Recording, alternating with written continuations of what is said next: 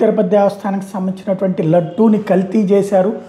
ఆ కల్తీ చేయడానికి గాను భోలేబాబా దగ్గరతో పాటుగా ఇతర సంస్థల దగ్గర డబ్బులు తీసుకున్నారు.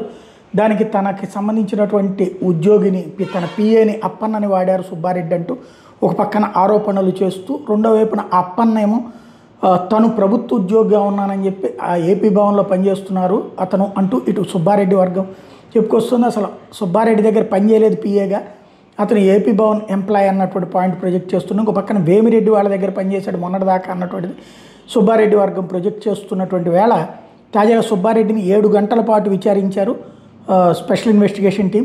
టీటీడీ కల్తీ నేవీ విషయంలో విచారణ చేశారు. వైవి సుబ్బారెడ్డి స్టేట్మెంట్ రికార్డు చేశారు.